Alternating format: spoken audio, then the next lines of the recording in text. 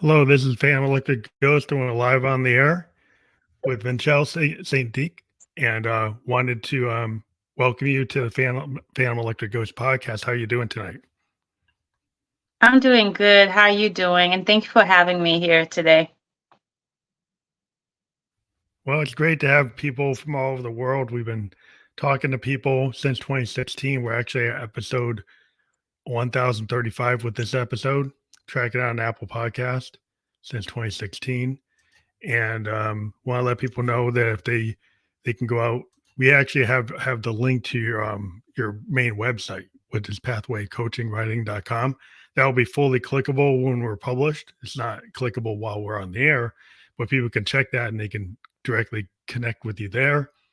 We'll also let people know that we are a featured podcast on the Newsly network, and that's an audio only network.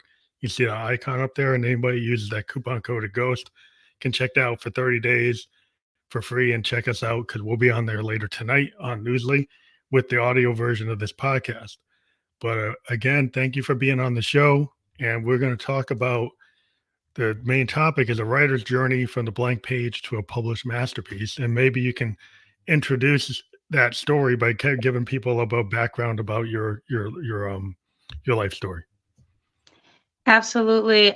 So when I think about my life story, because this is a story that continues to evolve and to change, to be honest with you, because as I grow as a person, I feel like it is my responsibility to start thinking about, what is some of the key elements of my story that have made me who I am today, and what are the areas where I need to, continue to grow and to learn from others. And I think this is very much tied to the conversation that we're going to have today about going from a blank page to a masterpiece. I know that analogy is, based on writing, but again, the writing would not come to it will not come to fruition, or it's not possible if we don't do some self-reflection. And that's what my life has always Mhm. been. I mean, I was born in the States, but I grew up in Haiti. My family's from Haiti, Martinique, and France. I spent, my formative years there before coming back to the States. And to be honest with you, writing is something I stumbled upon because I grew up in a family where people are very, very much patriotic, but um, also instilled in me this love for learning, this love Mhm. to read books. And so I think when we're talking about going from a blank page to a masterpiece, we're also talking about, my love for reading as well, because that's where I was first exposed to words and the power of words, and how it led me to a career doing a business, from my for well developing pathway coach writing, to help others amplify their voices in spaces that necessarily don't carve out um, they don't carve out a space for them, especially people of color. Mhm. Definitely. I mean, when I started this podcast, I put a focal point on artists. And artists aren't just musicians, they're authors, they're writers, and even, people who create their own businesses. Entrepreneurs are creators, the creative type of person. And so Yes. I'm sitting in my studio with all my synthesizers. I'm a keyboardist, synthesis, sound designer, and I'm a Oh. software guy. I have multiple hats, but I've been playing since I was like 17. And it started with poetry. I started, reading Dunbar and reading the Harlem Renaissance. Then I got into the Victorian poets, and I was like, I'm a child of the '70s. I'm 56, so I grew up Mm, loving, funk music, jazz, fusion, rock, everything. And I said, what I liked about the old '70s music, it was easily kind of you could be transparent that there was a lot of poetry in the lyrics. There was a lot of storytelling in the lyrics. If you could go to Bob Dylan, Hendrix, Doors, like all that stuff, Beatles, mhm. it has a lot of depth. Stevie Wonder, I mean, it there was a lot of depth and a lot of thinking about like what you're trying to you create these sound paintings or these sound movies. And I was always very entranced by it. And I felt like, Mm, musicians are like writers because they are writers. They just They write are. in a shorter form. It's a shorter form, but it can still pull you in like a novelist. And so I was very much interested in anything creative. And it does start from, scribbling on that notepad or that napkin, and then it turns into a project and turns into a song or turns into a poem, turns into a book. So I've always been interested in that process. And I'd like to learn about like how you loved reading translated into you wanting to write your own material. When did you feel that you could write your own material? Because a lot of people have this kind of imposter syndrome where they feel they can't be a writer because Hemingway's a writer, Shakespeare's a writer, all these people are writers, but I couldn't be a writer. Did you feel like there was anything like that, or you felt like, well, I could do that? I think at first, I definitely had imposter syndrome, but that's because at the time I didn't have the words to really say no to, people probably I met on the path who were not very supportive or very critical. But Mm, then when I matured, I realized that my environment is a reflection of my inner thoughts. And so I sincerely think that the reason why maybe I didn't receive much support in terms of writing my own material at first is because I didn't even know myself, what I wanted to write about. I probably, even at the time, now that I'm reflecting on it, probably I felt like most people when they first starting out that they don't have a story to tell, but that's not mm, true, mhm. because you mentioned Hemingway, you mentioned poetry, and as soon as you mentioned poetry, I thought about August Wilson. Mhm. How he, his books are not like Harry Potter books, but it's packed, with a lot of life lessons, a lot of material that people can take, and then and that resonates with where they are, the challenges that they're going through, right? If you haven't seen the movie with Denzel Washington and Viola Oh, I think you're hung up a little bit. Hopefully you come back. yes, I'm back. Yeah, yeah. um at the time I don't even think that we had a term for that. I just felt that I didn't have a story to tell. Mhm. At the time when I stumbled on writing, which was around my teenage years, and we all know teenage years are the toughest years because you're trying to understand yourself, but then at the same time a part of you wants to fit in. Mhm. In my life, when I look back on it, I've never been able to fit in. Yeah, And I think that's the beauty of it. In order to write, when you look at these writers, even when you think about Edgar Allan Poe, yeah, they all of the written words that you see came from something that happened to them in their life. And yeah, so I began to, build self-confidence. I began to seek, therapy, to understand myself better. That's why I started us off when we were talking earlier with, in order to write, it definitely involves some self-reflection work, and you have to be able to deal with not only the positive but the places that need healing, like Ian Levinsent would say. I don't believe in good and bad, but I do believe in mhm. things that work for you or don't work for you. And I think that the imposter syndrome, it worked for me at the time as a teenager to propel me and to push me to understand myself better. But then when it came to writing, it no longer became, a useful accessory. And Yeah, I needed to remove beyond it it. so that Well, mhm. I could fly and I could find my own voice. Well, I always liked the Victorian poets too because they had this idea called the looking glass or the mirror. And, a lot of Mm, poets, if you go to Blake or Wordsworth, Tennyson, you know, Lord Byron, they're always talking about this looking glass. And it's basically the looking glass self is taking that stab of doing that self-reflection. And if you're a musician or an artist or a painter, you take that space, you get to this quiet space, you're in your area where you create your work, and you have that kind of quiet, and then there's a storm of all the things that come from the muse. Right. So there's stuff that the thing about creative people, what I've learned is we have the ability to synthesize the internal and external. So we Yes, we take the do. stuff that's like the subconscious stuff that's going on, stuff that's at the top of your head, and then all this stuff that's outside. So you could have read the Right. paper, you could have heard somebody say something, you have a feeling that's in your subconscious, and you get on the keys as a pianist, and it comes out as melodramatic, or it comes out, it comes out with passion. It comes out with some kind of emotion, and the keys represented in the words represented for an author. But if you're play an instrument, you have a couple of things that you can do. You can use those frequencies to trigger the feelings that maybe you can't put into words.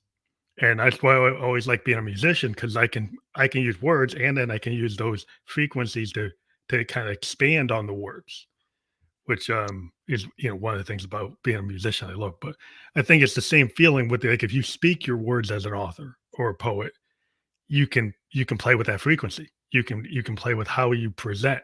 And I think that's what people start to realize, like that you have a lot of power as a creative person, how you present your stuff to the world.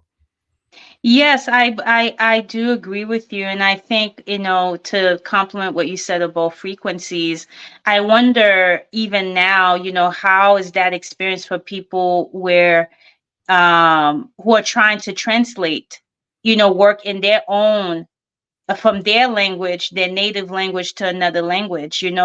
How do those frequencies manifest for them, especially if they may not have strong fluency in English, for example.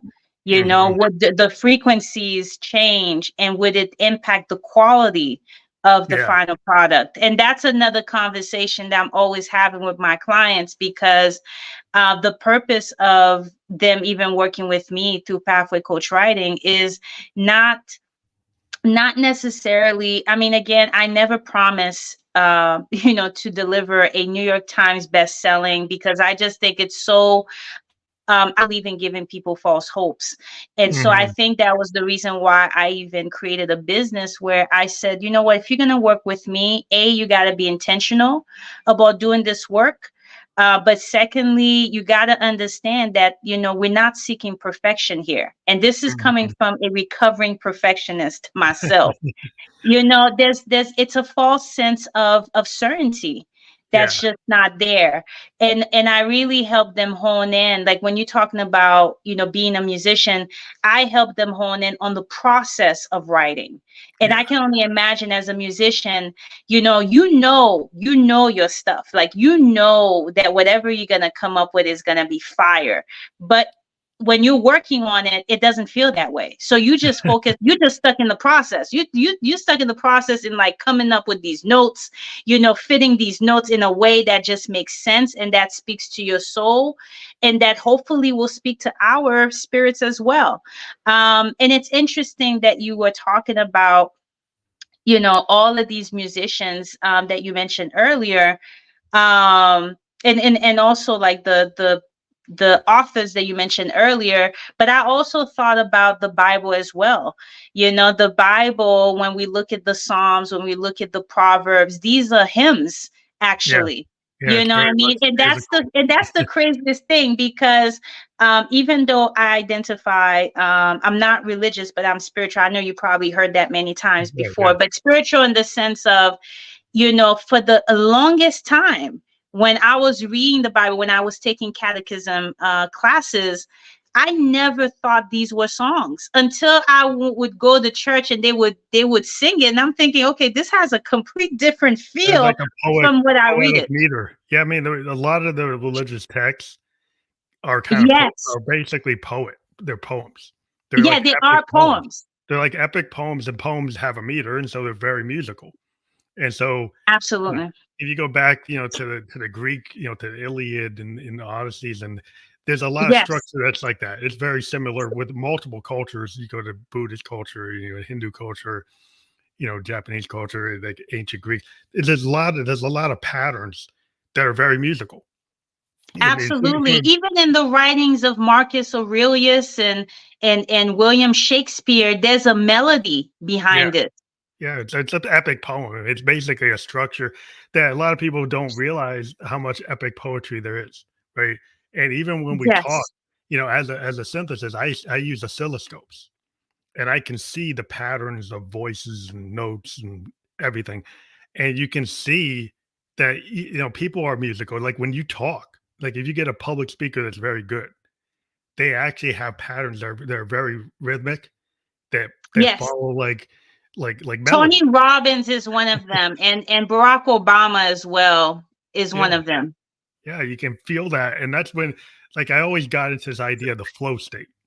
I'm very much not a perfectionist. As I got, when you're a musician, you first learn, you put like 10,000 hours in, like anything, and you figure you learn your instruments, you learn your craft, and then you have to trust yourself. So once you trust yourself as an artist, then you don't have to worry like what key am I in? What chord am I on? You know it, right? Don't question it. Is this that is there? It's like muscle memory. And so if you get to this flow state, you basically there are no bad notes. It's happy accidents, and you look at things as opportunities. If you hit a note you didn't expect, you don't say that's a bad note and I start again. You Mm. riff off of it. And a lot of jazz musicians are known for understanding this, like the Miles Davis, the Coltrane's, you know, the McCoy Herbie, Tyner. Herbie Hancock. They mention it. They talk about like I was in Herbie Hancock has this famous statement where he was playing with Miles, and he hit what was a perceived bad note. He thought Yeah. Miles was going to kill him, and Miles just took that note and changed the song. Went in a different path. The whole band went in a different path, and then later he was like apologizing. Miles said, "Don't got to apologize. That's how we progress. That's how we evolve the song. There's nothing wrong with that." And then Herbie's like, "Well, that was a life lesson. I don't have to be. I can live in a moment. I can have this free Yes. flow. I don't have to be so concerned about the next note. I can let it be.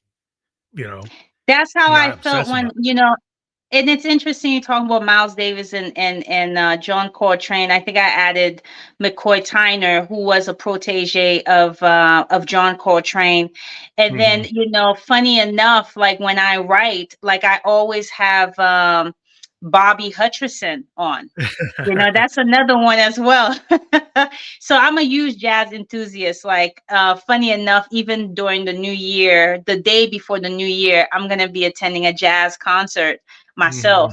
Mhm. So I'm really big. It's interesting you say that because each time I'm writing, even when I'm doing work, for my 9 to 5, because Pathway Coach Friday is my side business, but I have a 9 to 5 working as a public health professional.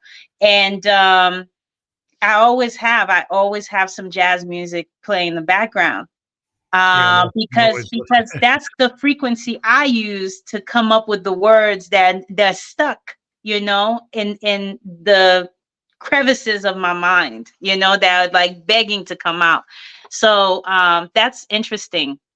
But it's very what I like about it is that when you get into like experimental jazz or freeform jazz or fusion, or even the Yes. early bebop is like it's so expansive. Where classical music is cool and there's a structure. There's a Yeah. structure to jazz too, but it's very freeing and the pieces do evolve. But And it depends on the person who's listening to it, because yeah, there are some people, they are not as in tune with musical notes. So for us, it may be expensive, but for them, it may feel limited. It depends mhm, on how they're hearing it. yeah, The listener gives meaning to what they're hearing too. that's true. But I guess the thing is, I bet the rigidity of a classical piece of like Mm, I got to keep it the way Bach wrote it or Chopin wrote it. They tend to want it to be a mirror of the original intent, where a lot of jazz pieces will evolve and allow themselves to change based on whatever the feeling is that night or the room that night or what that's what I always loved about kind of jam bands and blues and mm, jazz is that you allow somebody like I don't have to hit every note. I mean, if Frank Zappa even said that, like I'm a musician, I could play my solo exactly the way I wrote it, but he said it mhm, was boring. Like I come out there and I feel that room and I change it based on what I feel, and that's a very mhm. much a jazz kind of idea. And that you have a structure, but you allow yourself to feel the moment. And Oh I yes, feel that's absolutely. The very flow freeing. that you're talking about. Yeah, it's very freeing when you can do that. And some people don't feel good about that because they was like, well, that's not. I want to know what's expected. There's an expectation. They want to stay within the frame. They want to stay within a box. And I'm more of an out of box type of guy. And I'm also an out of box type of person. I think that, as you're speaking, I'm even thinking about its resonance to, my public health career as well, because it could feel very rigid because you have these systems in place, right? But I'm trying to, to break the glass ceiling. I'm trying to prevent the glass cliff, as they, keep talking Yeah. about these days. And so it's interesting that even right now, as I'm thinking about it, like I am in a profession that has from my perception, a very rigid system, right, of established rules and order. And then I have a side business in writing where it allows me to, go outside of that rigidity, Hmm. and striking the balance between the two. Yeah, it's like Because left I right think that's brain, left right brain type of thing. what you say. It's like a left right brain thing, like your logical brain versus like Yes, your it's a creative. left. Yeah, Yes, but it also speaks to the fact that as human beings, if we allow ourselves um to be in the flow and not to conform, how freeing that can be. And sometimes that can be scary because now that's a bigger discussion on how people perceive change yeah, and how people handle transitions. yeah. I don't like it. I mean, a lot of people don't like it. They say they like it, and then when somebody is on the bleeding edge, they Mm. the first response to somebody who pushes the envelope is like, "Well, that's not right," or "That's not in the canon," or "That's not been done before." So there's immediate kind of try to put it down. Most of the time, like all my heroes in music, Hendrix, he did the feedback. He said, "Well, you can't do that. You can't put that on tape." And Davis, when he did fusion, said, "Well, that's not bebop. That's not real jazz." And so anytime somebody pushes the envelope, and Dylan, when he went electric, they said, "Well, that's not folk music. You can't do that." So the immediate response is always like, "Oh, you shouldn't do that." And so it's like, yeah. So if you're looking for friends, like if you're on that bleeding edge, a lot of times you get nothing but critics, but haters, and you have And to that's and that's and that's believe what we it. were talking about earlier when you were saying to me if I've ever experienced imposter syndrome. Like, absolutely, who hasn't? And at the same time, you have to be willing to lose friends in order to do something that has not been done before. And even when you look at the people who are in power, or even people who are doing amazing in their fields, most of these people can only count like three at least three friends, or at least one friend. I mean, look at Oprah. She only has one good friend, Gail. Yeah, And that tells you something, yeah. because Who's gonna be and willing that to push it? I mean, she pushes it. She's willing to put exactly. herself out there. So you don't get as many friends when you just don't go along to get along. I mean, that's the whole thing. Like you go along to get That's always along. been me. If Yeah. you go along to get along, like you can be in that happy medium, but like when you push it, like the thing is, it's a law of attraction. If I go push it and I put Hmm. it on there, throw it on the wall, I might not get people in New Hampshire to dig what I'm doing. But then suddenly there's somebody in Denmark, there's somebody in Iceland, there's somebody in the Netherlands, somebody in Australia that understands what I'm doing. Can I hit their frequency? So it isn't somebody that's always like right next to you. Sometimes you have to put it out there and believe in yourself enough to put it there. And then the And people that's will come to you, you know? and that's what I've been doing all my life, and I've been grateful. Well, I'm grateful to have parents who have always taught me, especially my dad, to go against the grain. I think that the only thing I wish I had known at the age of 6 that that I didn't know, before, is yes, it's great to go against the grain, but like you said, you lose friends, you lose but to me, I don't like to say that I lose friends. I just lose people who couldn't meet me at that frequency, Yeah. because people are scared. There's some people out there who are afraid of change, and when they see you pushing against the grain, I'm sure that they also, it reminds them that there are some things in their lives that they need to push against the grain, but they're just not willing to put in the work. Or Yeah, if it's they're willing to put discomfort. in the work, they're just fearful of losing, losing support. But in reality, they're not you losing support. It's just the universe has a funny way of just, again, just sending you to others with the same or like-minded frequency.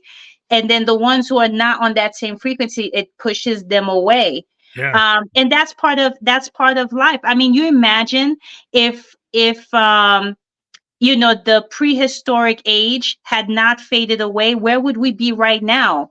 I Yeah. Well, mean, mutation I is don't everything know in about nature. humans living with dinosaurs, but something had to happen in order for us to be here, right? Yeah. Well, things happen in cycles, and then there's like, nature. Like if you go in a forest, you might think it's uniform, but when you really start looking at it, it's not uniform at all. It's There's not. there's so much progression happening with like the living beings tend to like mutate and go out Hmm. of, they don't stay in their normal state, right? They keep on mutating and trying to change it to the next thing to handle the changes in the environment. And so Mm, we have, saber-tooth tigers, and like look how big they are. Look up at our cats. Look how small they got. They evolved to like it doesn't really fit for them to be that big anymore. exactly. And the birds, like where these dinosaurs were birds, and now look how small they are. They had to have changed to fit the environment. So human beings know that, but our brains have kind of overrode our normal other senses and made us into these comfortable things that we want to go live in a village, put it by the river. But that river floods, and then you don't know how to handle it when it floods. Well, you used to know how to handle it because you would move, but you want to stay there. You want to stay, even though you know it. One day the flood's going to come. You still think, well, maybe it won't come. Well, the old human beings, they knew it would come and they move in anticipation of it. But now you can't do that. You have so much rigidity, you can't do it. So I think people have to understand that. Yes, no, people definitely have to understand that, and it's a quintessential question about evolution, and again, um, really brings us back to Darwin's survival of the fittest. What does that look like now, in the current situation that we're in, where we're not just talking about the current ecosystem that we're in, but also how global warming is eroding that ecosystem, Yeah, and how, with these rapid changes, like, can we keep up in terms of creating an atmosphere or an environment where people can live and people can thrive, yeah. Well, because we're talking yeah, about these cats, these small cats, these lions, saber tooth lions you're talking about. Are these going to exist? If nothing else, and I think I was talking to one of my siblings about this. I don't know if you're familiar with Frosted Flakes. Now, yeah, I think the bigger question is that bear that you see on the yeah, yeah, on yeah, the Frosted Flakes, will it still be here in yeah, 2035? You yeah. know? Yeah. The problem we have is like the environment we're setting up with the high heat is conducive to insects and the bacteria and viruses. Right? Yes. So, like, the logical thing is, like, you are making the environment more inviting to bacteria, viruses, diseases, and insects, things that humans don't like. You're gonna make the world, like, better for them. If the world's better for them, then we have less room because they get more room. They It's get to kind of do. like the body, the system, like, making your body less acidic and more balanced. More acidic versus being more alkaline, and Yeah, striking the balance there. But, our atmosphere, our world as we know it, is out of balance. Like you yeah. said, it will benefit some other organism, but again, it's hurting us in the process. Yeah, but people gotta understand is like, well, that's not really optimum. Like the optimum state for humans has been in the last, like, 1,000, 2,000 years. But we have quickly eroded our optimum temperature of the planet to the point where the oceans are getting acidic, the Mm, insects are getting more prevalent, diseases are coming back, things that are melting from the ice caps that are bringing diseases that were around when the dinosaurs were around that we're not immune to. They're viruses that were around when they were around. They're coming back from the melting, and we have no way to fight those. And so because of greed and certain people's intentions, they Yeah. didn't pay attention to the balance. The indigenous peoples would told them there's a balance to Gaia, right? But you just want to make money, and you say, well, these indigenous people don't know anything. Well, But that's the they cost do of know, they do, capitalism. But yeah, that's they the do know cost of something. capitalism. And then also with the fact that we have about 8 billion people, the cost of capitalism is that you're trying to keep up with that demand. And then you are overusing natural resources, which again is creating to that imbalance. Yeah, it just makes everything out of balance. And the thing about life is you have to move toward the things that are going to be progressive. So the progressive things that are positive. I believe in the positive energy, negative energy. Well, if you build up too much negative energy, all you get back are negative results. And to get the law of attraction, well, if you do negativity, all you're going to get is a lot of negativity. And when people they don't look at the cost of what they do. They Mm. don't do the calculations like, okay, in the short term, you make a lot of money, you have a lot of power, but what does it do? Right? If it causes all this damage, well, that's karmic, and then there's moralities, all kinds of things. But people just look at the short term aspect of what they do, and it's a longer term thinking that I think if you get into being a creative, it's like you start thinking about, well, what's the long term goal that I want to do with my life? Do I want to be doing things that are positive for my body and my mind and my heart and my soul? Or do I want to be on some, you know, wheel just spinning to meet somebody else's expectations of what I should do? That's a very good question. I mean, is this because when you were talking, I was thinking to myself, this is more of an individual question, but what about from a community perspective? What can we do to what can we do to improve our planet? Hmm. Because it's going to impact us all, not just one individual. But you see, this is the after effects of capitalism. Yeah. And then they just want to leave and go to the moon and go to Mars. Well, you're probably going to wreck the moon and Mars too. Because if all you do is just go to the next place, you're just going to go from place to place and not learn anything. And But so there, also too, it could be perceived as an act of recklessness. If you can't even take care of your own planet, it's what is the adage, like the current behavior predicts future behavior? Was the yeah. same thing. Like if you can't take care of planet Earth, what makes you think that you're going to be able to do the same on Mars? I mean, I know there's no life on Mars, but still. Yeah, well, we could have life there that we wrecked and we just don't appreciate because it's bacteria or it's virus or it's life that we don't understand. And so then you have kind of colonial mindset. You have a colonial mindset you've never addressed, and then you take that into the cosmos. What's that do? Well, that's And probably does bad and karma. would you say that greed is part of the colonial mindset? I would say it is because you don't consider what you do. Like if you don't consider the impact to animals, and you don't consider the impact of plants, and Mm. you don't consider the impact to the earth, Gaia itself, right? Then all you say was it matters that I got my Wall Street result, I got my banking result, and so you think that that's fine, but look at the ocean, look at the air, look at all the animals that are becoming extinct. You're not measuring that.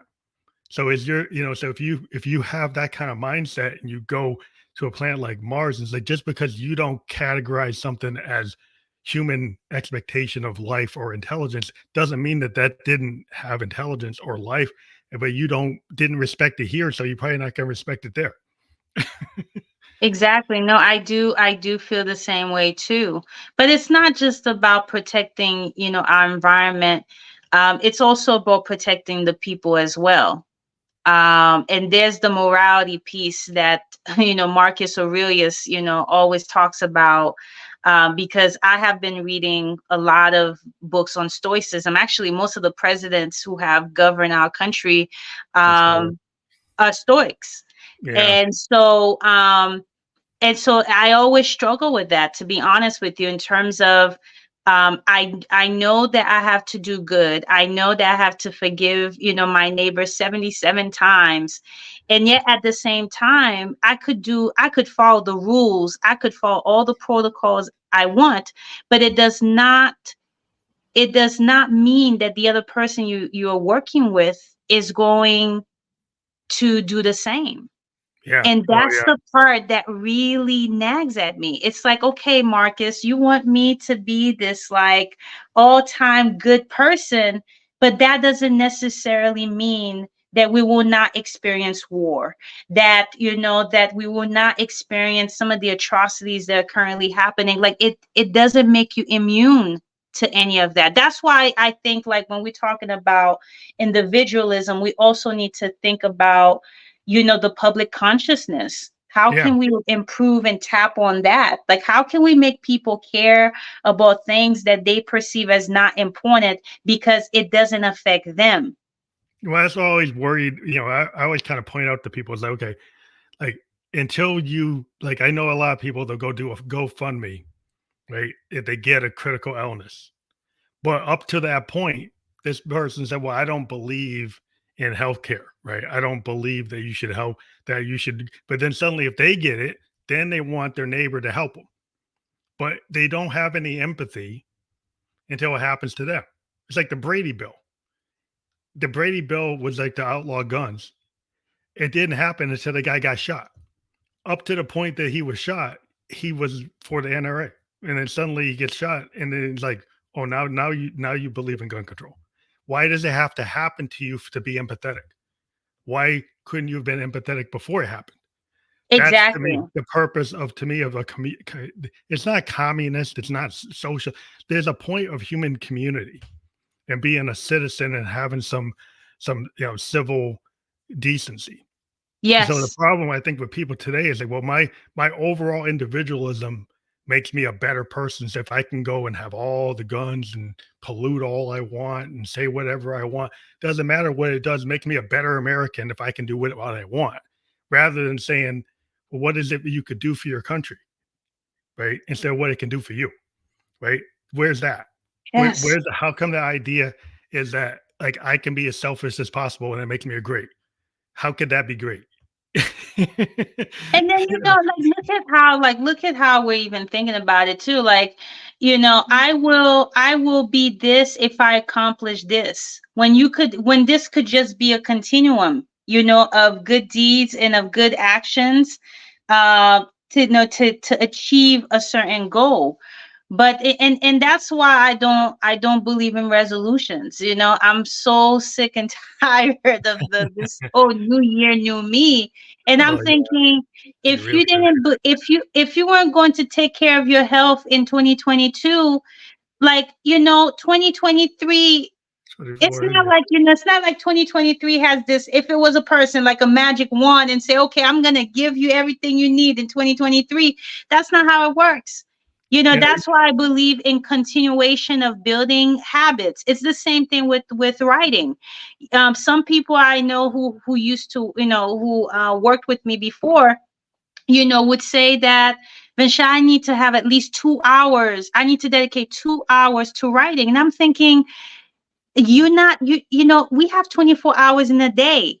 There 2 is no hours. way that you can dedicate 2 hours. And again, like I use strength-based, psychology when I'm working with my clients, and I'm all for it. If they can dedicate 2 hours, that's great. But the brain cannot, tolerate this extended period of time of concentrating on a given task. Even our attention span is becoming shorter and shorter. That's the Right. reason why, like, we were talking about reels, and I'm thinking, yes, that's why reels are very short, Yeah. because they're supposed to grab someone's attention, right? And Mhm. so that's why I believe, and I think that what's most effective, just like the book Atomic Habits, the author was talking about breaking, bigger tasks into smaller tasks. You may not have 2 hours to dedicate to writing, but what about 15 minutes? What Yeah. about 10 minutes? That's It's much more sustainable. manageable. It's It's less sustainable. daunting. Well, yeah, I think the problem with people that I've met It's like it's not sustain. They trying to build a goal that's not sustainable for what you're doing, right? So if you're in a world where you're getting pulled all over the place, 2 hours might not be sustainable for you. Versus like I live in New Hampshire, away from the city, and if I unplug, I could probably dedicate 3 4 hours to writing a song because that's just what I do. But Yes, there's a lot of people, like if you have a different life and you've got a lot of friends and a lot of things going on, a lot of commitments, you probably can't do that. But if you want to stay in the game, you got to find something that you can do every day for like the next 20, 30 years, right? And so exactly. if once you do figure out how to do that for your body, for your mind, for your heart, for your soul, you find the practices that are going to move you forward. And usually it's like it's not going to just be some 12 step or some things going to happen, flash in the pan diet. You have to be able to do it every day. And I've been a musician since I was 17 and I'm 56. And the difference is I love it. If I love it, then I hit my keyboard. I don't leave my keyboard against the wall. I actually play it like almost every day because I love to do it. And so Yes, it's not something that's like, oh, I don't know if I'm going to do it. Well, if you love something, then you tend to do it, and you tend to get better at it because you do it a lot. And exactly. if it becomes a passion, it's not work. Like if I sit there for 4 hours working something out, it's not work, and I don't worry about it if it didn't give me something immediately productive because it's like steps on a ladder, you know? And also it has to do with, our neural associations as well. Like you link, music, to pleasure. And someone else might link playing music as a burden. And so that makes a difference. That Yeah. definitely makes a difference in your experience, like as you're playing the keyboard and you're doing what you do best. And that's the same thing with writing. I think that I always have to, even myself, I'm not immune to it. I always have to check what my neural associations are when it comes to different things in my life. Mhm. Because I think sometimes when you don't make the connection, um, it can lead, to delayed blessings. It could lead, to delayed, not delayed satisfaction, but your dreams are sort of put on hold. Yeah. If you don't really know, like I get so many people that really aren't doing what they love. And they might say, well, my goal is to make $1 million. Well, what is that $1 million for? If the $1 million is you want to be independent, you want to be How able are to you going to control your, save that $1 million? yeah, it might not be the $1 million. It might be you want to be an independent business person. You want to be an entrepreneur. You don't have to be $1 million entrepreneur. You could be in charge of your own destiny and you don't have to make a million. You could But look still at, have the result that you want, but you're not really stating what you really want. but even when you were talking about not stating what you really want, the person, using your example, the person wants to make $1 million, but how come they're not talking about how to sustain that $1 million? What about these lottery winners? And I don't know, but when I look at the news, like a year later, the money is gone. So, okay, you get that $1 million, but how are you going to keep making millions past the initial million that you got? It's all gonna be gone. But that's because they're not thinking about, they just using it to get like immediate satisfaction. Because we're like in the immediate satisfaction age. Clickbait. Yeah, like you gotta get 1 million likes. If you do a post and you don't get all the likes and all the views, then you stop.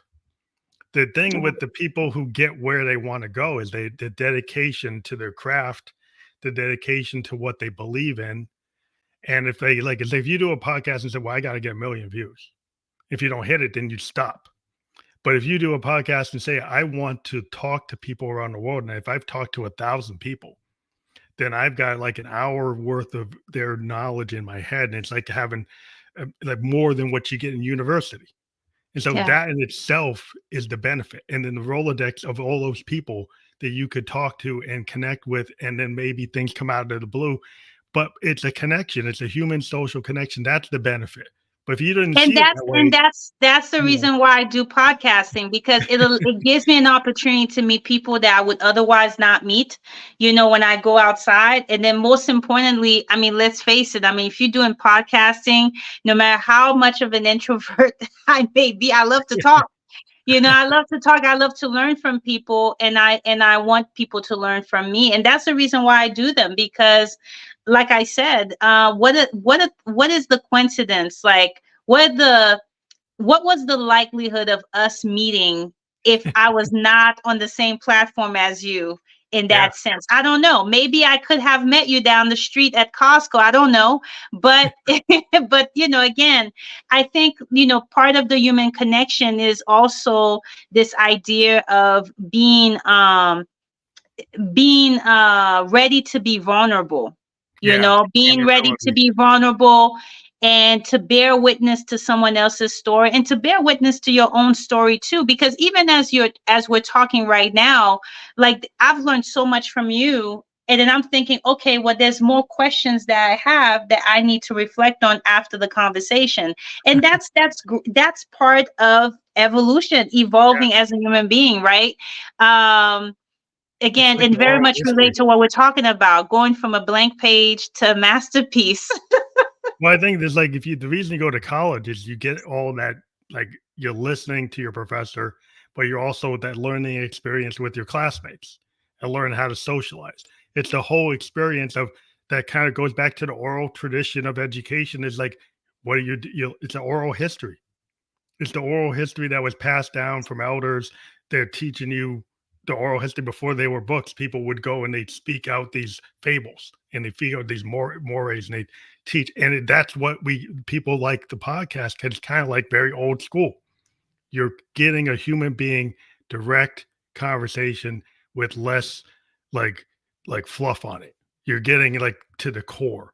And that's why I like to do the live podcast because I don't have to stop and start and somebody say, "Oh, I didn't get that right." It's like, no, we're not trying to do that. We're trying to get the real point in time flow state connection, which No, we we did.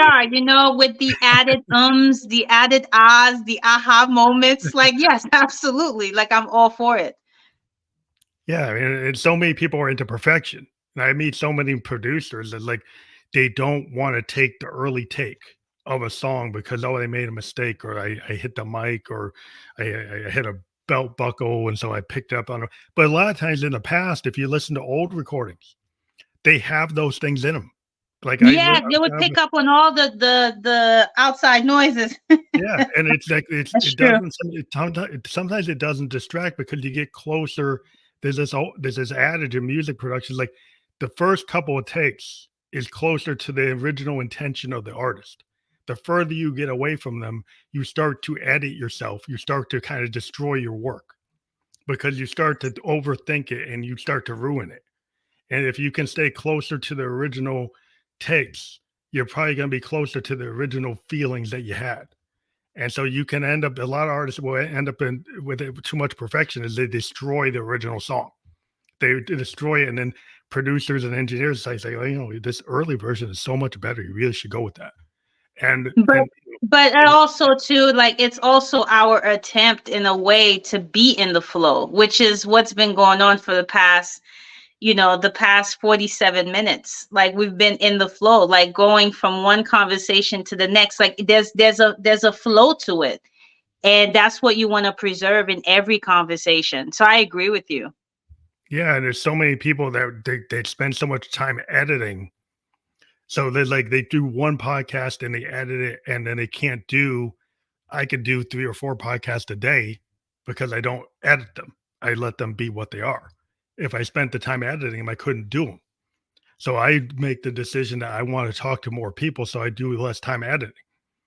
Other people like I want to present this glossy image and it's marketing. That's fine. That's what you want to do. But it's like, is that really going to get to the heart of what you're about? Or is And it then just also, trying to does it preserve the integrity of yeah. the conversation too? I'm not sure. With too much editing, you could lose the essence of the conversation. Yeah, because you're looking for with AI and everything today, people are so into trying to find a perfect statement. They're reviewing what they did. Oh, that's the perfect. Well, what they said, you're taking out of context. You didn't have the what was before so I don't know if that's the best thing, but the tools let you do it. And I've always said just because the tech lets you do it doesn't mean you should do it.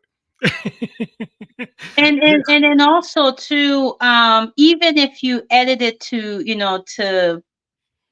till kingdom come, let's face it, you present the material to 10 different people, they're going to interpret what you say 10 different ways. So it Yeah, doesn't, it's almost like you are working yourself to exhaustion, yeah, because regardless of whether or not the video picks up some outside noise, some people may be like, oh my goodness, this is exactly what I needed to wake up, because I was falling asleep here and I needed to hear that, I needed to hear the sound of the tractor, I needed to hear the cat, yeah, okay, in the background, for me to say, okay, like I need to pay attention to this, and I think it's a bigger discussion on, sometimes there's some things in life that we may think that we don't need, but again, we're not in the shoes of the person who's going to be listening to what we have, what yeah. we have to say.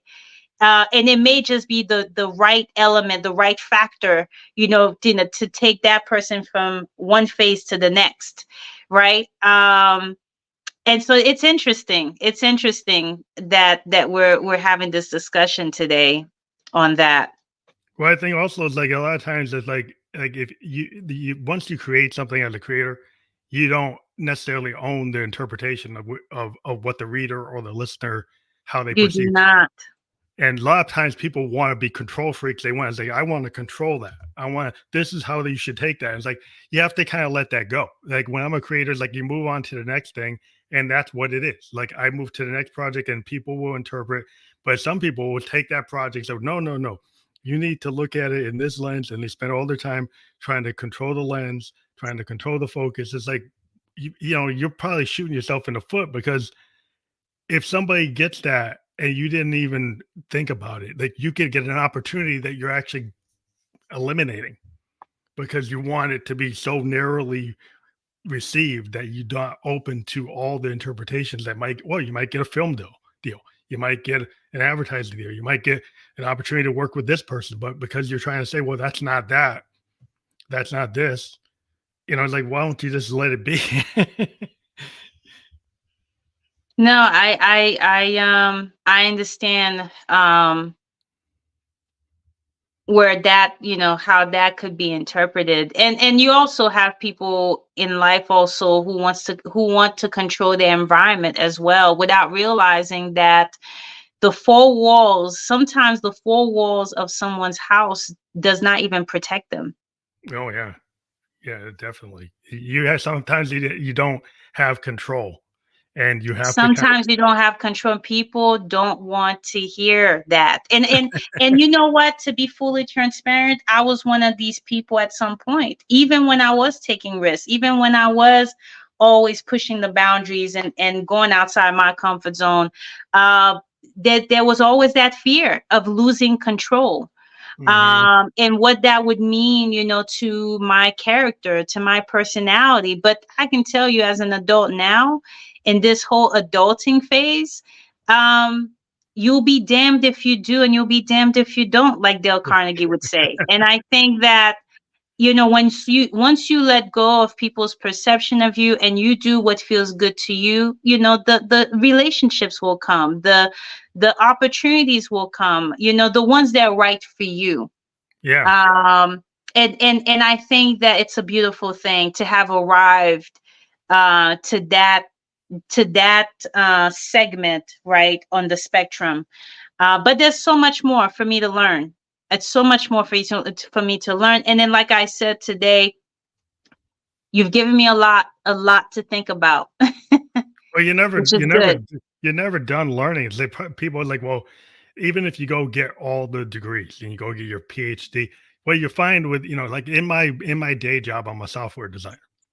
Okay. Since I started, the technology shift exponentially, right? So I can't go rest on my laurels. What I knew in 1978 is what I know. I is a good reference, but it's not what we do in 2023 and 24. So our tech changes exponentially now. We get new concepts, and we can't just rest on our laurels. It's like we're constant students. And so Mm. the problem I have with the modern world is kind of in this situation where people kind of need to be a constant student, and then people want to be done. Well, you know Mm. what? That degree is like really not done. You're constantly going to learn new things, and you're not really ever done till you're not here. And then you go to the next phase and you're not done there. So so the people who want to be complete, they're like, oh, I can't handle that. But like, well, that's kind of what it is. No, that's true. It's hard. It's hard for people who want to be done, because they want it to be complete. Like, it's a work in progress. It's always an iterative process. I mean, even as I'm pursuing a doctorate in public health, a DRPH, they remind you of that in the program. This is an iterative process. Not even your dissertation is not meant to be perfect. It's a rough draft. And then, there are folks who will publish their dissertations and turn them into books. Or who knows, maybe in my case, turn into a podcast, who knows? But Yeah, I there's so think many opportunities. I mean, there's so many opportunities, so many I mean, opportunities. yeah, I mean, in science, there are rules and laws, right? And we end up having theorems and we change them as we get more information. So it's like, oh, you can't go faster than light. It's like, oh, maybe you can. And so It depends. It's yeah, all, the limitation is definitely in the mind. I mean, I recently have been listening to Neville Goddard on the law of manifestation, and some of the books that he's published. And again, like, I think the limits that we put in our lives, sometimes, are mirrored back to us in our environment. And if you're not careful, you may miss the mark. You may miss those signals. And the way I see it is that if you don't like how something looks, change the way that you look at it. yeah, yeah, Um, yeah. and I think that, again, like, as part of the conversation that we've been having, it's we always have to question our thoughts, and we always have to question what's being mirrored back to us, and change it accordingly if we want to have a different impact on people, and then also feel differently in our lives, because we only have one life to live. But the And paradigm, yeah, I mean, there's a lot of paradigm shifts that come from different absolutely. perspectives.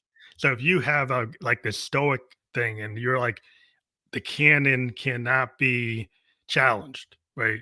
So like there's a canon of like intellectual thought, and there's these titans in that canon, and if somebody challenges that, well, that's wrong.